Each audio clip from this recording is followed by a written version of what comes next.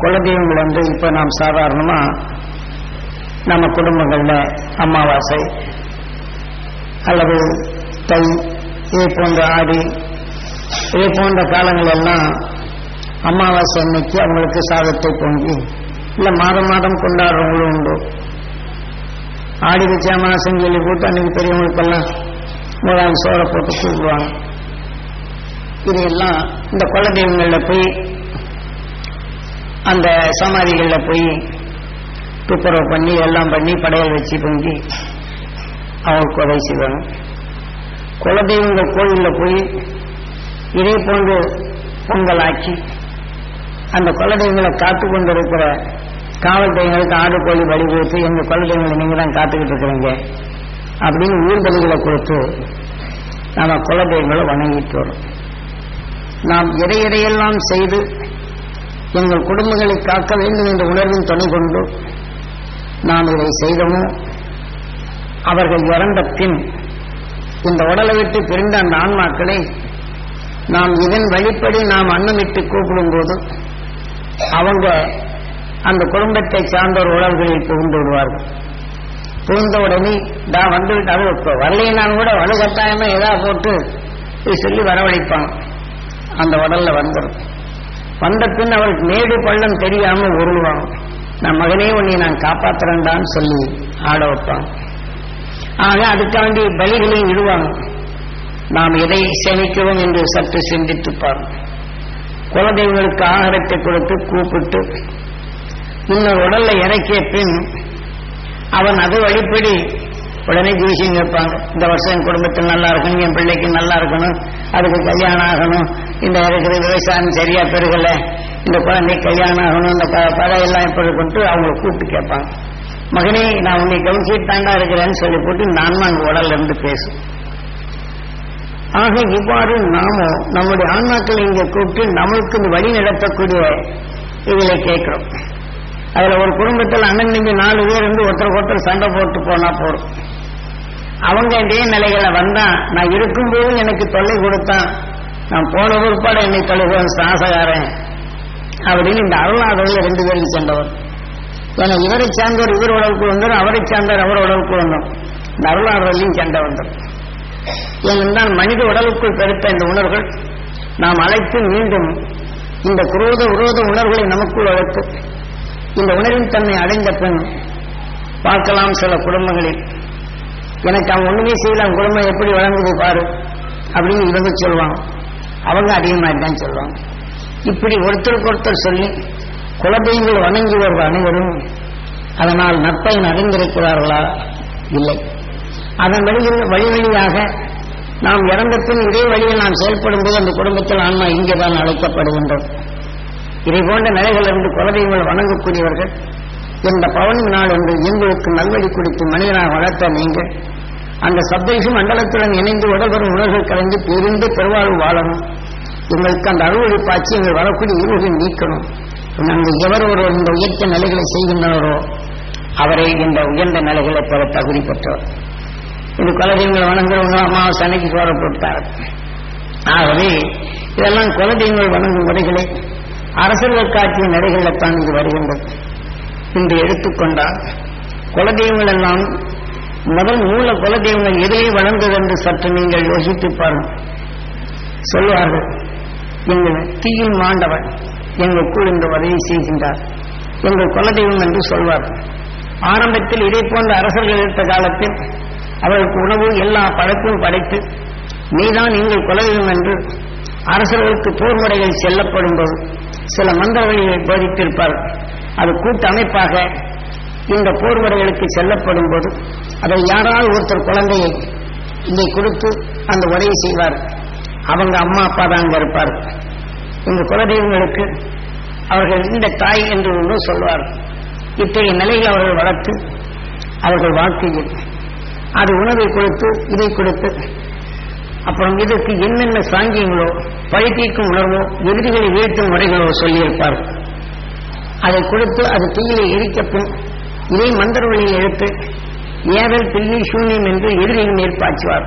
இந்த படகலைகளுக்கு தலைமை தாங்கியவர்கள் அதன் கொல வழியில் இன்று நிறைய நேரில் அதன் உலகில் பிரிக்கப்பட்டு ஆக ஒவ்வொரு குடும்பங்களுக்கும் குலதெய்வங்களாக மாறிவிட்டது. அதிலிருந்து பிரிக்கப்பட்ட உணர்வுகள் இப்படித்தான் மனிதனின் உணர்வுகளில் பிறக்கப்பட்டு இன்றும் நாம் குலதெய்வங்களாக வணங்கி வருவது.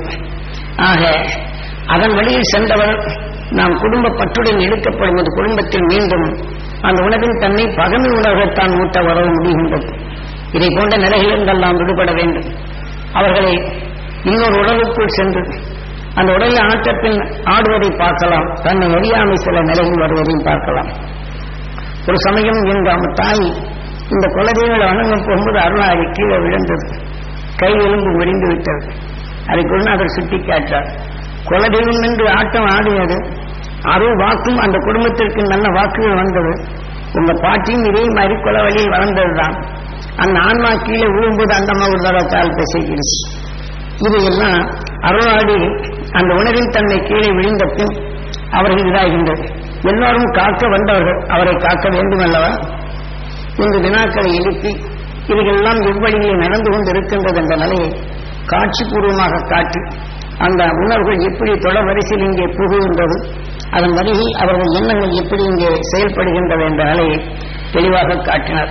ஆகவே நாம் குலதெய்வங்களை என்ன செய்ய வேண்டும், இனி அவர்கள் பிறவியில்லா நிலையில் செய்ய வேண்டும். குலதெய்வத்தை வணங்குவோர் அனைவரும் இதே போன்று 11 நாள்கள் தியானம் எடுத்தால் அந்த குடும்பத்தை சார்ந்தோர் அந்த குல வழியில் உள்ளவர்கள் இந்த உடல் விட்டு பிரிந்து சென்ற எங்கள் குலதெய்வமான அந்த ஆன்மாக்கள் அந்த சப்தரிஷி மண்டலத்துடன் இணைந்து உடல் பெறும் உணர்வுகள் கரைந்து பெருவீடு பெருநிலை என்ற நிலை அடைந்து அழியா ஒளி சரீரம் பெற வேண்டும். அந்த அருளி எங்கள் குடும்பத்தில் பாய்ச்சி எங்கள் அறியாத இருள்கள் நீக்க வேண்டும் என்று அவர்களுடன் வேண்டுகிறேன். அருளி என்று பாய்ச்சிவிட்டால் உணவின் தன்மை நாம் நுகர்ந்து நமக்கு வரும் அறியாத இருள்களை போக்க இது வரும். இதுதான் அன்று மகரிஷிகள் காட்டிய அருள் வழிகள். அதன் வழிப்படி நாம் செயல்படுதல் வேண்டும். ஆகவே நாம் ஒவ்வொருவரும் குலதெய்வங்கள் வணங்கப்படும் போது வழியிட்டு குலதெய்வங்களை காக்க சண்டி நாடன் அந்த நாடன் சன்னியாசி என்று இப்படி பலருக்கு காவல் தெய்வமா வைத்து இந்த உணர்வு வெளியே எடுத்து காவல் காத்த என்ற நிலைகள் கொண்டு அவன் வந்தபின் அது ஒரு அருளாட வந்துடும். எனக்கு ஏன் நாடு கொடுக்கவில்லை, கோவில் ஏன் கொடுக்கவில்லை, நான் காத்தனே என்னை மறந்து விட்டாயா என்றெல்லாம் இந்த உடலின் உணர்வு கொண்ட அந்த நினைவு கொண்ட ஆன்மாக்கள் இதன் வழியில வந்துடும். இதை போன்ற நிலைகளிலிருந்து மாறுபட்டு அவர் மகிழ்ச்சியின் உணர்வுகளை நமக்குள் வலுத்து அந்த அவங்க குலதெய்வங்களை வணங்கும் போதெல்லாம் இந்த ஆன்மாக்கள் சப்தரிஷி மண்டலத்துடன் இணைந்து உடல்வரும் உணர்வுகள் கரைய வேண்டும். பெருவீடு பெருநிலை என்று அடைய வேண்டும், அடைய வேண்டும். அழியா ஒளி சரீரம் பெற வேண்டும். எங்களில் என்றும் உறுதுணையாக இருந்து இருசூழா நிலையை இங்கேயும் வளர்த்த வேண்டும் என்று இதன் வழிகொண்டு அது வழிபட்டீர்கள் என்றால் உடலை பெற்று தற்காலத்தில் வழி செல்லும் அந்த ஆன்மாக்களையும் அடுத்த கணமே அந்த குடும்பத்தார் சார்ந்தோர் அனைவரும் அமர்ந்து மகிழ்ச்சி நட்சத்தி நாங்கள் பெற வேண்டும் என்று ஏங்கி பெற்று அந்த வழியின் துணை கொண்டு அந்த ஆன்மாக்களை சப்தரிஷி மண்டலத்துடன் இணைய செய்தால் இனி உடல் பெறும் உணர்வு அங்கே கரைகின்றது. ஆக நம்முடன் வாழ்ந்த அறிவு, நம்மை வளர்த்திட்ட அறிவு அங்கே நிலைத்து நிற்கின்றது.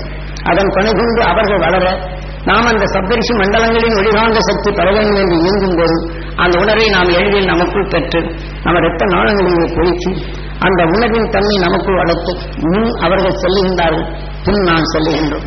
முன் அவர்கள் மனிதனானார்கள், அதன் வழியில் கொல வழியில் நாம் இன்று மனிதனானோம். ஆக அவர் கொல வழியில் வந்த அருஞானிகள் காட்டிய அருள்வழியில் அதை பெருக்கி இந்த உடலின் தன்மை அவரை அங்கே அழைத்து சென்று அங்கே அந்த உடல் உணர்வை கலக்கச் செய்து அதன் துணை கொண்டு நாம் இன்று நாம் இந்த வழிப்படி நாம் வந்தோம் என்றால் அடுத்து மரணமில்லா பொருளாது என்றும் இந்த பிரபஞ்சத்தில் நாம் உருவான உயிரனும் மனிதனாக தோன்றிய பின் அடுத்து பிறவில்லா பெருநிலையை அடைவதற்கு பின்னும். ஆகவே இதன் உணர்வு துணை கொண்டு நாம் அனைவரும் இதை போன்ற செயலாக்குவோம் என்று பிரார்த்தித்துக் கொள்கின்றேன். ஏதோ என்னமோ என்று நினைத்து விட வேண்டாம். இந்த இயற்கை விஞ்ஞான அறிவால் ஏற்கனவே சொன்ன முறைப்படி உலகம் நஞ்சு கொண்டதாக மாறிக்கொண்டிருக்கும் வேளையில் நஞ்சின் உணர்வு நமக்குள் பெருக்கிறாது, அறுவடை நமக்குள் பெருத்த செய்து நஞ்சு கொண்ட உணர்வு நமக்குள் சேராது தடுத்து நிறுத்தும் நிலைகளை செயல்படுத்த வேண்டும். குறுகிய காலமே உள்ளது விஞ்ஞான அறிவால். ஆக இந்த பூமி நச்சுத்தன்மை அடைந்துவிட்டால் மனிதனாக ரூபமாக இருப்பினும் மனிதன் அசுர குணங்கள் கொண்டவனாக ஒருவரை ஒருவர் தாக்கி புசிக்கும் உணர்வுகளை வந்துவிடும். காட்டு விலங்குகள் எவ்வாறு ஒன்றை ஒன்று கொண்டு தனக்கு புசிக்கின்றதோ அதை போன்ற இந்த நிலையில் வந்துவிடும். இன்று விஞ்ஞான அறிவின் தன்மை வளர்ச்சி அடையப்படும் போது சில இடங்களில் சைனா போன்ற நாடுகளிலும் இன்று பிறந்த குழந்தையை தான் எடுத்து ஹாஸ்பிட்டல்ல விலைக்கு வாங்கி அந்த உணவின் தன்மை அடுத்து சமைத்து உணவாக உட்கொள்ளுகின்றார். அப்படி உணவாக உட்கொண்டால் மனித உடலில் ஆக நரம்பு மண்டலம் சீராகின்றது, வாழ்க்கையின் நிலையில் நலமாகின்றது என்று சீனா போன்ற நாடுகளிலும் இது சட்டத்தை கூட இயற்றிவிட்டார்கள். ஆக இதனால் தவறு இல்லை என்று. ஆக இந்த உணவை புசித்தவன் இந்த உணவின் தன்மை வந்தால் அடுத்து அவனுடைய நாட்டின் ஜனப்பெருக்கம் ஆகும்போது இப்படியாவது நாடு குறையட்டுமே என ஜனப்பெருக்கம் அதிகமாகின்றது, இறந்தவனை வீணாக்கவோ உணவை புசித்து இவன் வளரட்டுமே என்று இப்படி அசுர குணங்கள் கொண்ட சட்டங்களை அரசுகள் இயற்றுகின்றார்கள். இதை போன்ற கொடுமைகள் இன்னும் நாளுக்கு நாள் வரும். இரக்கமற்ற தாக்கிக் கொள்வதும் அதனை ரசித்து பார்ப்பதும் என்ற நிலைகள் இன்று நமது தமிழ்நாட்டிலும் இதை போன்ற உருவற்றோட்டம் உகண்டா நாடுகள் நடந்தது என்று எண்ணுகின்றோம். இன்று நமது நாடுகளில் இது பரவி வருகின்றது. இத்தகைய தன்மை பெருகிவிட்டார் மனிதன் எண்ணங்கள் குறுகி விடுகின்றது, மனிதன் அல்லாத குணங்களை உருவாகின்றது. ஆகவே கடந்த காலங்களில் அசுர குணங்கள் கொண்ட காற்று வாசில்லாது பரவாயில்லை. ஆனால் அதற்காற்றும் விஞ்ஞான அறிவு கொண்டும் கல்வி திறன் கொண்டும் அசுர உணர்வுகளைத்தான் நமக்கு வளர்த்து மனிதன் அல்லாத உணர்வை நமக்கு வளர்த்து இந்த உடலை விட்டு மடிந்தால் அடுத்து நாம் மனிதன் அல்லாத உருவங்களைத்தான் பெற முடியும். ஆகவே இந்த மனித நிலை எடுக்கப்படும் போது ஒவ்வொரு நாளும் ஏற்கனவே துருவ தியானத்தை சொல்லவில்லை. உங்களுக்கு எவருக்கு பிரியுமோ அதை பெறலாம். என்னமோ நாம் என்ன இன்னைக்கு இருக்க நாளைக்கு என்ன போறோம்னா பார்க்கிறோம். இறந்த பின் இன்னும் உணவுக்குள் எனக்கு அது வேணும், எனக்கு தோசை சாப்பிட்டு எனக்கு கொடுணும், இந்த ஆதின் நிலையை கேட்டு உணவு உட்கொள்வதையும் பார்க்கணும். இறந்த பின் என்னவென்றும் தெரிகின்றது. என்னை இன்பிசித்தார்கள், துன்புறுத்தினார்கள் பால்கள். ஆனால் நான் தற்கொலை செய்து கொண்டு நான் இந்த குடும்பத்தை ஆட்டி படைக்காமல் விடமாட்டேன் என்று சொல்வதையும் பார்க்கலாம். ஆக இறந்த பின் என்னவென்ற நிலைகளை நீங்கள் அறிதல் வேண்டும். ஆக இந்த நிலைகள் என்ன செய்கிறது என்ற நிலையும் இந்த நம்ம நாட்டில் வழக்கத்தில் உள்ளது. இந்த ஆவிய தரத்தை எத்தனையோ நிலைகள் செய்கின்றனர், ஆனால் முடியவில்லை. ஆக இந்த உடலில் நின்று இந்த உடல் பிரிந்தபின் இந்த ஆன்மா அடுத்த நிலையை கொண்டிடும் நிலை கொண்டு புசிக்கும் நிலையை அடைகின்றது. இந்த உடலையும் இந்த உணர்வையும் இதை வளர்த்து இந்த மனிதனின் உயிரையும் உணர்வையும் இப்படிதான் மாற்றி அமைக்கின்றது. ஆகவே மனிதனான பின் மீண்டும் தேய்துறை ஆகாது இந்த உணர்வின் தன்மை ஒளியின் சரீரம் பெற்ற அதன் மகிழ்ச்சியின் அறுவட்டத்தில் நாம் செல்ல வேண்டும் என்றால் இதை போன்று நாம் ஒருவருக்கொருவர் இந்த தியானத்தை நமக்குள் எடுத்து அனைவரும் ஒன்று சேர்த்து மூதாவின் ஆன்மாக்களை சப்தரிஷி மண்டலத்துடன் இணைந்து உடல்பெறும் உணர்வுகளை கரைத்து பழக வேண்டும். நம்முடைய எண்ணங்கள் அங்கு துரித நிலையில் செல்லுகின்றது. அந்த உணர்வின் தன்மை கவர்ந்து நம் இரத்த நாணங்கள் பெருக்க இது உதவும். இந்த இரத்த நாணங்கள் எது பெருக்குகின்றமோ அதன் வளர்ச்சியை பெறும். இன்று வாழ்க்கையில் திகழ்கொள்ளும் உணர்வோ ஏற்கனவே சொல்லவில்லை. சலிப்பு, சங்கடம், விருப்பு, வேதனை, கோபம் என்ற நிலையும் அதே சமயத்தில் பிறருடைய நோய்களை கேட்டறிந்த உணர்வுகளும் நமக்கு உயிர் நுகர்ந்து உணர்வின் அணுக்கருக்களாக முட்டைகளாக மாற்றிவிடுகின்றது. அதாவது நமக்கு வளர்ச்சி அடையப்படும் போது சளிகளை உருவாக்குவது, தீபிகளை உருவாக்குவது, புற்றுநோயை உருவாக்குவது, இரத்தப்பொதிப்பை உருவாக்குவது, இதேபோல் சர்க்கரை சத்தை உருவாக்குவது என்று இரத்தத்தில் உள்ள அணுக்களில் அந்த கருக்களை அதை எடுத்து சேமித்து அதன் உணர்வை நுகர்ந்து விஞ்ஞான அறிவு கொண்டு இன்று நமக்கு காட்டுகின்றார்கள்.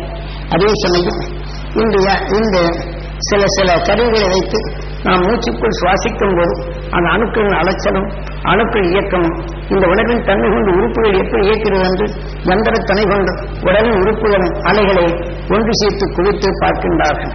ஆக இது விஞ்ஞான அறிவு கொண்டு அன்று மெய்ஞானிகள் தன் உணர்வின் தன்மை உடலுக்குள் பாய்ச்சி அணுக்களின் மாற்றங்களுக்கு ஒப்ப இதற்கு இன்ன பச்சலையை நீ நுகர்ந்தறிந்தால் அந்த உணர்வின் அணுக்கள் மாறும், உயர்ந்த நிலைகள் பெறுவேன் என்று கடந்த கால ஞானியர்கள் இதை செய்தார்கள். இது இயற்கை விளைவின் தன்மை. தாவர இனங்கள் எதிர்நிலை ஆகப்படும்போது ஆக தீமையின் அணுக்களை அது மாற்றிடும் சக்தி பெற்றது என்று சொன்னார்கள். ஆனால் அது காலத்தால் மறைந்து போய்விட்டது, விஞ்ஞான அறிவு வளர்ந்து விட்டது. ஆக இதை நினைத்து மெய்ஞான அறிவு மறைந்தே போய்விட்டது. ஆகவே மெய்ஞானி உணர்வை நாம் பெறுவோம், அறுவழியில் நாம் பெறுவோம். மெய்ஞானிகள் காட்சிய அறுவழியில் இப்போது நமது உடல்களில் எத்தனையோ தீமைகளை உருவாக்கும் அணுக்கள் உண்டு. அதை காட்டிலும் அருள் மகிழ்ச்சி உணர்வுகளை நம் உடலை வளர்த்துக் கொள்ள இப்போது நாம் தியானிக்கும். இந்நேரவையும் தியானித்த உணர்வின் துணை கொண்டு அமர்ந்து சீராக இயங்கும். இப்போது நாம் பல கோடி சரீரங்களை உருவாக்கி இன்று நம்மை மனிதனாக உருவாக்கியது உயிர். ஆகவே உயிரின் தன்மையை இன்று அடுத்து நாம் எண்ணீது உடலாக்கியது உயிரை. ஆக அந்த உணர்வின் தன்மை தனக்கு வளர்ந்த நிலையும் எவர் என்ற நிலை என்று பார்ப்போம். ஓம் ஈஸ்வரா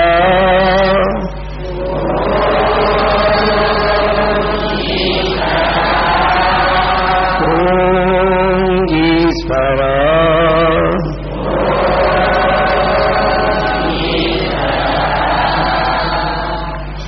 துருவ மகரிஷிகளின் அருள் சக்தி என்ற நாணங்களில் கலந்து என்னை அறியாது சேர்ந்த ஒத்த நாணங்களில் சேர்ந்த ஆத்மாவை உருவாக்கும் அணுக்கள் அனைத்தும் அகன்று துருவ மகரிஷிகளின் அருள் சக்தியும் துருவ நட்சத்திரத்தின் ஒளிக்காந்த சக்தியும் என் இரத்த நாணங்களில் பெருகி என் உடலை நலமாக்கும் சக்தியாக வளர்ந்திட அருள்வாய் ஈஸ்வரா. ஓம் ஈஸ்வரா.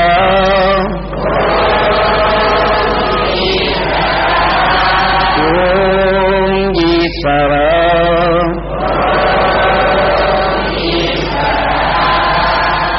துருவ மகரிஷிகளின் அருள் சக்தியும் துருவ நட்சத்திரத்தின் ஒளிகாந்த சக்தியும் என் இரத்த நாணங்களில் கலந்து என் இரத்த நாணங்களில் அறியாது சேர்ந்த சர்க்கரை சத்தை உருவாக்கும் அணுக்கள் அனைத்தும் அகன்று துருவ மகரிஷிகளின் அருள் சக்தியும் துருவ நட்சத்திரத்தின் ஒளிகாந்த சக்தியும் என் இரத்த நாணங்களில் பெருகி என் உடல் நலம் பெற்று வாழ்ந்திட அருள்வாய் ஈஸ்வரா. இப்ப இதை போல எண்ணும் போதெல்லாம் எண்ணி ஏங்கி உங்க உணர்வை உங்க இரத்த நாணங்களுடன் கலக்க செய்யணும். ஓம் ஈஸ்வரா.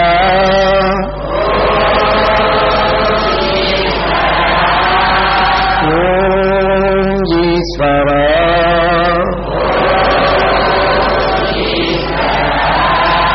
துருவ நட்சத்திரத்தின் ஒளிகாந்த சக்தியும் துருவ மகரிஷிகளின் அருள் சக்தியும் என் இரத்த நாணங்களில் கலந்து என் இரத்த நாணங்களில் புற்றுநோயை உருவாக்கும் அணுக்கள் அனைத்தும் அகன்று துருவ மகரிஷிகளின் அருள் சக்தியும் துருவ நட்சத்திரத்தின் ஒளிகாந்த சக்தியும் என் இரத்த நாணங்களில் பெருகி என் உடலை நலமாகும் சக்தியாக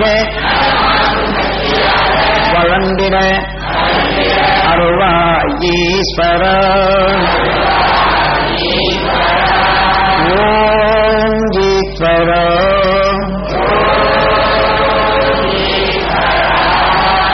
ஓம் ஈஸ்வரா.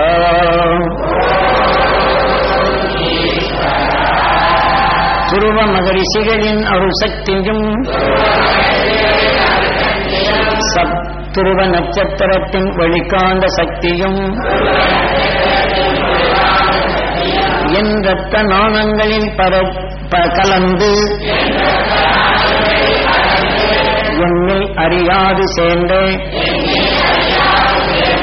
எலும்பு உருக்கி அணுக்கள் அனைத்தும் அகன்று துருவ மகரிஷிகளின் அருள் சக்தியும் சப்த ரிஷிகளின் அருள் சக்தியும் துருவ நட்சத்திரத்தின் ஒளிக்காந்த சக்தியும் என் இரத்த நாணங்களில் பெருகி என் உடல் நலம் பெற்று வாழ்ந்திட அருள்வாய் ஈஸ்வரா. ஓம் ஈஸ்வரா.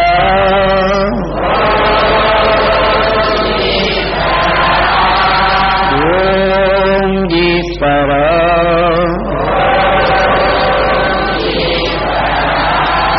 துருவ மகரிஷிகளின் அருசக்தியும் துருவ நட்சத்திரத்தின் ஒளிகாந்த சக்தியும் என் இரத்த நாணங்களில் கலந்து என்னில் அறியா என் இரத்த நாணங்களில் அறியாது சேர்ந்த இரத்த கொதிப்பை உருவாக்கும் அணுக்கள் அனைத்தும் அகன்று துருவ மகரிஷிகளின் அருள் சக்தியும் துருவ நட்சத்திரத்தின் ஒளிகாந்த சக்தியும் என் இரத்த நாணங்களில் பெருகி என் உடல் நலம் பெற்று வாழ்ந்திட அருள்வாய் ஈஸ்வரா. துருவ மகரிஷிகளின் அருள் சக்தியும் துருவ நட்சத்திரத்தின் ஒளிகாந்த சக்தியும் என் இரத்த நாணங்களில் கலந்து என் இரத்த நாணங்களில் அறியாது சேர்ந்த சளியை உருவாக்கும் அணுக்கள் அனைத்தும் அகன்று துருவ மகரிஷிகளின் அருசக்தியும் துருவ நட்சத்திரத்தின் ஒளிகாந்த சக்தியும் எங்கள் உடல் முழுதும் எங்கள் இரத்த நாணங்களில் பெருகி எங்கள் உடல் நலம் பெற்று வாழ்ந்திட அருள்வாய் ஈஸ்வரா. ஓம் ஈஸ்வரா.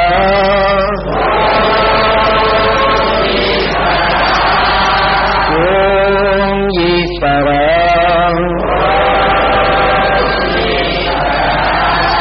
ஒருமனை சொல்லல, இது ஈங்கி பெறணும் உங்க உடலுக்குள். இப்போ அந்த உணர்வு கலந்து இதற்கு முன்னாடி உங்கள் உடல்கள்ல எந்த குறைகள் இருப்பதோ இவை அனைத்தும் இப்ப குறைந்து வரும். உடல் இலவுகாகும், அருள்வழி உங்களுக்குள் பெருகும். இதை நீங்கள் உணரலாம். துருவ மகரிஷிகளின் அருள் சக்தியும் துருவ நட்சத்திரத்தின் ஒளிகாந்த சக்தியும் என் இரத்த நாணங்களில் கலந்து என்னில் அறியாது சேர்ந்த என் இரத்த நாணங்களில் அறியாது சேர்ந்த வாதநீர், பித்தநீர், விஷநீர் இவையை உருவாக்கும் அணுக்கள் அனைத்தும் அகன்று துருவ மகரிஷிகளின் அருசக்தியும் துருவ நட்சத்திரத்தின் ஒளிகாந்த சக்தியும் என் இரத்த நாணங்களில் பெருகி என் உடல் நலம் பெற்று வாழ்ந்திட அருள்வாய் ஈஸ்வரா. ஓம் ஈஸ்வரா.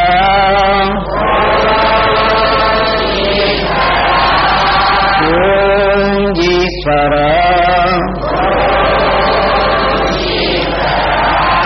மீண்டும் உங்களுக்கு நினைவுபடுத்துகின்றேன், ஈஸ்வரா என்பது உங்க உயிர்.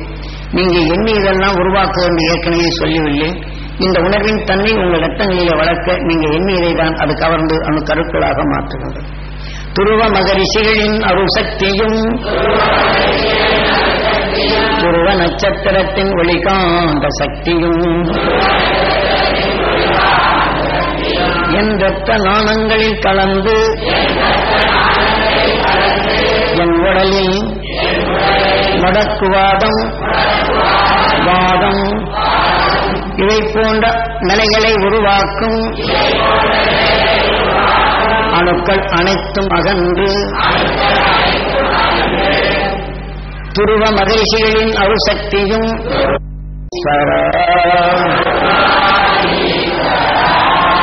ஓம் ஈஸ்வரா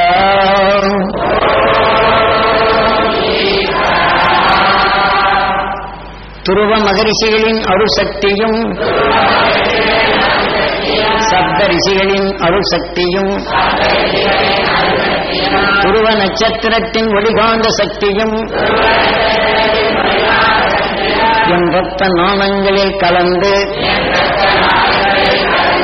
என் வாழ்க்கையில் சலிப்பு சஞ்சலம் என்ற உணர்வுகள் கலந்து என் உடலில் என் ரத்த நாணங்களில் உப்புச்சத்தை உருவாக்கும் அணுக்கள் அனைத்தும் அகன்று துருவ மகரிஷிகளின் அருசக்தியும் சப்த ரிஷிகளின் அருசக்தியும் துருவ நட்சத்திரத்தின் ஒளிகாந்த சக்தியும் என் இரத்த நாணங்களில் பெருகி என் உடல் நலம் பெற்று வாழ்ந்திட அருள்வாய் ஈஸ்வரா. ஓம் ஈஸ்வரா.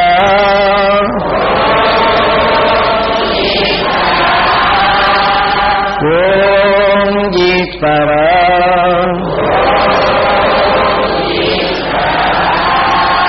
துருவ மகரிஷிகளின் அருசக்தியும் துருவ நட்சத்திரத்தின் ஒளிகாந்த சக்தியும் என் ரத்த நாணங்களில் கலந்து என் ரத்த நாணங்களில் அறியாது சேர்ந்த உப்புச்சத்தால் என்னுடைய இருதய வாய்கள் அனைத்தும் ரத்தத்தை உறையச் செய்யும் அணுக்கள் அனைத்தும் அகன்று துருவ மகரிஷிகளின் அருசக்தியும் துருவ நட்சத்திரத்தின் ஒளிகாந்த சக்தியும் என் ரத்த நாணங்களில் கலந்து பெருகி என் இருதயங்கள் அனைத்தும் சீராக இயங்கிட என் உடல் நலம் பெற்றிட அருள்வாய் ஈஸ்வரா. ஓம் ஈஸ்வரா.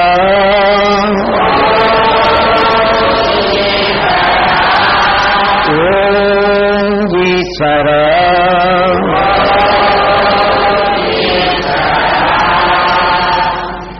என் மனித உடலை உருவாக்கிய உயிரை ஈசன் என்று துதிப்பேன். என்னுள் இருந்து இயக்கும் உயிரை கடவுள் என்று துதிப்பேன். என் உயிரை மகாவிஷ்ணுவென்று துதிப்பேன்.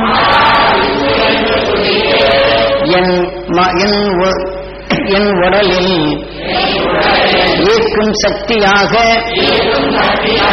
வளர்த்திடும் சக்தியாக மகாவிஷ்ணுவுடன் சேர்ந்து இயங்கிடும் ஈர்ப்பு சக்தியை மகாலட்சுமி என்று துதிப்பேன். ஓம் ஈஸ்வரா. ஓம் ஈஸ்வரா. நான் ஏங்கும் உணர்வுகள் அனைத்தும் சீதா லட்சுமி என்று துதிப்பேன். நான் நுகர்ந்து அறிந்த உணர்வுகள் அனைத்தும் சீதாராமன் என்று துதிப்பேன். நான் எண்ணிய உணர்வுகள் அனைத்தும் உருவாகிய உணர்வின் அணுக்களை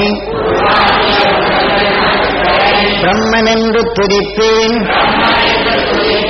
பிரம்மாவின் மனைவி என்று சரஸ்வதியை துதிப்பேன். ஓம் ஈஸ்வரா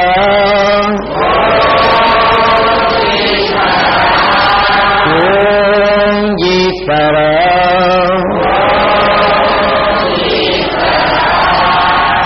என் கண்ணை கண்ணன் என்று துதிப்பேன். கண்ணின் கருவெளியை ருக்மணி என்று துதிப்பேன். கண்ணின் காண்ட பலனறிவை சத்யபாமா என்று துதிப்பேன். ஓம் ஈஸ்வரா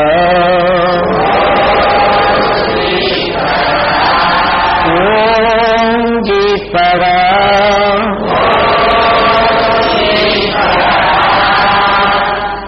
நான் எண்ணிய எண்ணங்கள் அனைத்தும் என் உடலில் பதிவான அனைத்தையும் வினையென்று விநாயகன் என்று துதிப்பேன். என் உடலை சிவமென்று துதிப்பேன். சிவத்துக்குள் என்னில் அனைத்து குணங்களின் சக்திகளை பராசக்தி என்று துதிப்பேன். பரமசிவன் என்று என் உடலை துதிப்பேன். ஓம் ஈஸ்வரா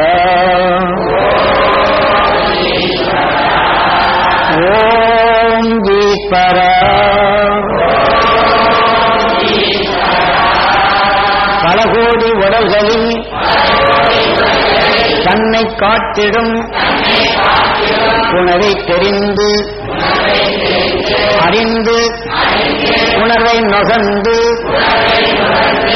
அவன் தன்னை காத்திடும் உணர்வுகள் விளைந்து என் மனித உடலில் அண்டத்தையும் பிண்டத்தையும் அறிந்துணர்ந்திடும் ஆறாவது அறிவை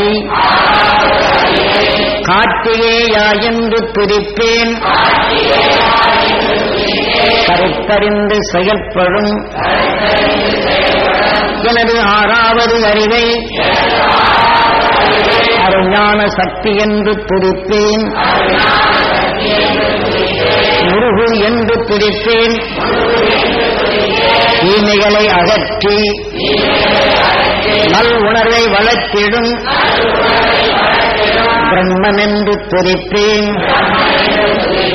ஆறாவது அறிவின் பணி கொண்டு அருமகரிஷிகளின் அருள் உணர்வை என் ரத்த நாணங்களில் பெருக்கி என் உடலில் உள்ள அணுக்கள் அனைத்தையும் அருள் சொடர் ஒளியாக மாற்றிடுவேன். மகரிஷிகளின் அருள் உணர்வுடன் ஒன்றிடுவேன். அருஞான வழியில் சென்றிடுவேன். அருஞான ஆறாவது அறிவின் துணை கொண்டு இவ்வாழ்க்கையில் அன்னை தந்தையை கடவுளாக துதிப்பேன். என்னை காத்தருளிய தெய்வம் என்று துதிப்பேன்.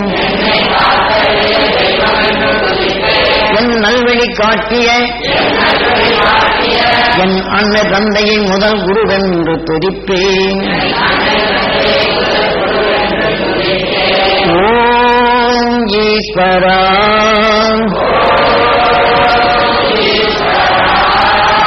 ஓம் ஈஸ்வரா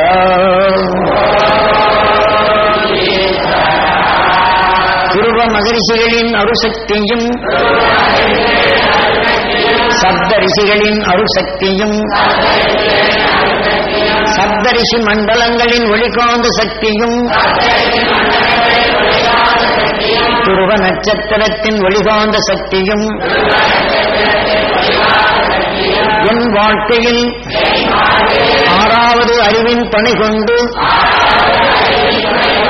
என் இரத்த நாணங்களில் பெருக்கி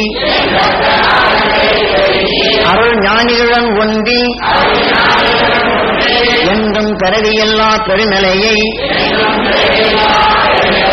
என் உடலில் வளர்த்திடுவேன். அறுவடை சுடராக வாழ்க்கையில் வாழ்ந்திடுவேன். இருள் சூடும் நஞ்சை அகற்றிடுவேன். அருள் சுடருடன் ஒன்றி வாழ்ந்திடுவேன். அருள் ஞானியுடன் வளர்ந்திடுவேன். அருள் மகரிஷிகளின் அருள் வட்டத்தில் வாழ்ந்திடுவேன். என்றும் பேரிந்த பெருவாழ்வு வாழ்ந்திடுவேன். ஓம் ஈஸ்வரா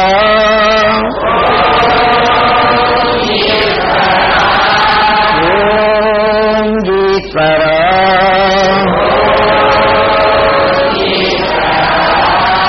ஓம் ஈஸ்வரா.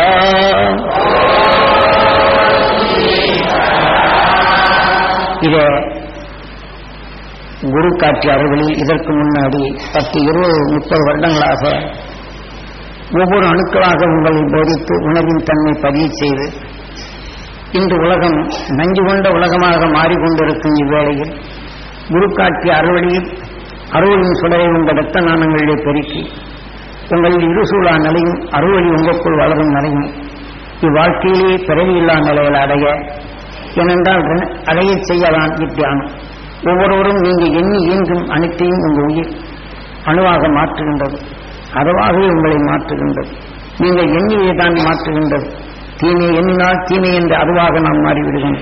அறுவடை சுடர் என்று நாம் எண்ணி இயங்கினால் அறுவடை சுடராக நம் அணுக்களை மாற்றி நாம் அதுவாக மாறுகின்றோம். ஆகவே இந்த மனித வாழ்க்கையில் நமக்கு எதுவும் சொந்தமல்ல. இந்த உடலும் உடையும் சொந்தமல்ல. இந்த நலமும் மண்ணும் பொன்னும் நமக்கு சொந்தமல்ல. வைரமும் வைடூரியங்களும் கண்ணில் பார்வைக்குதான் அது உணர்வாகின்றது. இது கனவேதான். ஆக உயிரின் தன்மை நாம் பார்க்க முடியவில்லை. ஆக அதனால் நுகர்ந்த உணர்வை நாம் அறிகின்றோம். ஆக நமக்கு அறிய செய்யும் உணர்வின் தன்மை கொண்டு அருள் ஞானிகள் உயிருடன் ஒன்றி வெளியின் சரீரமான அந்த உணர்வை நமக்கு ஒளியாக்குவோம். ஆக உயிருடன் ஒன்றி என்று நிலை பெறுவோம். ஆக அகண்ட அண்டத்தில் என்றும் பேரிந்த வாழ்வை பெறுவோம் என்று உறுதி எடுத்துக்கொண்டு இந்த விஞ்ஞான அறிவால் வரும் தேரிந்த அழிவிலிருந்து நாம் மீளுவோம். இந்த பிரபஞ்சமே அழிவின் தருணம் வந்துவிட்டது. சூரியனோ அணுக்கதிர்கள் அதிகமாக சேர்த்து இன்று சூரியனின் இருகோள் கொதிகலனாகி கரும் புள்ளிகள் அதிகரித்து விட்டது. இன்றும் சிலரடி உடல்களிலே பார்க்கலாம். அதன் உணர்வுகள் விசித்தன்மை அங்கு நுகர்ந்திருந்தால் அந்த உணர்வின் தன்மை அவன் உடலில் வந்து சூரியனின் கரும்புள்ளி உழுவது போல மனிதர்கள் உடல்களிலும் கரும்புள்ளிகள் சில உழுகின்றது. அரிப்புகளும் ஏற்படுகின்றது. இதை போன்ற உணர்வின் நிலைகளின் கரும்புள்ளி அதிகமாகிவிட்டால் மனிதன் மீண்டும் இந்த பிரபஞ்சத்தில் வாழ்ந்தாலும் நாம் அடுத்து மனிதன் அல்லாத உருவைத்தான் பெற முடியும். இந்த பிரபஞ்சம் இத்தோடு முடியும் கதை கொண்டது. ஆகவே இன்று விசித்தன்மைகள் நமக்கு பாதுகாப்பா இருக்கும் ஓசான் திரை துருவப்பகுதியில் விஷத்தை தடுத்து நிறுத்தும் சக்திகள் அங்கு இழந்ததனால் அதன்படி விஷத்தன்மைகள் நம் பூமியில் பரவுகின்றது. கடல் வழி பெறுகின்றது. வெப்பத்தனால் ஆவிகளாக மாறுகின்றது. ஆக மனிதனின் சுவாசத்திற்கும் தாவர இனங்களின் கலக்கின்றது விஷத்தன்மை. ஆகவே இதை போன்ற நிலையிலிருந்து நாம் மீளுதல் வேண்டும். 2000 என்று வரப்படும்போது மனிதன் சிந்தனை இழந்திட நிலை வருகின்றது. அதே சமயத்தில் இன்று தன்னை காத்திடும் பாதுகாப்பாக வைத்திருக்கும் ஆக விஷக்கொல்லிகள் என்ற சில நிலைகளை நலங்களில் பதிவு செய்துள்ளான். அதே சமயத்தில் இயக்க சக்தியாக ஒவ்வொன்றையும் கம்ப்யூட்டர் பதிவு செய்து அது கம்ப்யூட்டரை இதற்கு பதிவென்ற நிலைகள் வைத்துள்ளார். ஆகவே எலக்ட்ரிக் என்று வைத்து அதை எலக்ட்ரான் என்று மாற்றிக்கொண்டிருக்கும் யந்திரங்களை உருவாக்கியிருக்கிறார். இன்று சூரியனின் எலக்ட்ரிக்கின் தன்மை இழக்கப் போகின்றது. ஆக எலக்ட்ரானிக் நிலைகள் தாறுமாறாக இயங்கப் போகின்றது. நிலத்தில் பதிய வைத்து பாதுகாப்பாக வைத்திருக்கும் இவைகள் அனைத்தும் அதன் திக்கு தேகரி உலகம் முழுதுக்கும் பரவச் செய்யும்போது எதற்காக பாதுகாப்பாகத்தானோ அவனும் அழிகின்றான். நாம் சாதாரண மக்களும் அழிகின்றோம்.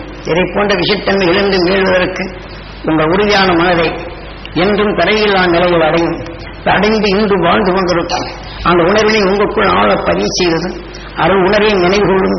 அது ஏங்கி பெறும் உங்கள் உடலிலே பெருக்குங்கள். இப்போதோறும் தீமைகளை அகற்றும் வல்லமை பெறுங்கள். உங்கள் நினைவின் ஆற்றலை எந்த நிமிடத்திலும் இந்த உடலை விட்டு சென்றால் அருள் மகிழ்ச்சியின் வேட்டத்தில் சேரும். இந்த துணிவை கொள்ளும். உங்கள் பார்வை பிறருடைய தீமைகளை அகற்றட்டு. இன்று இருந்த உலகில் வாழ்கின்றோம்.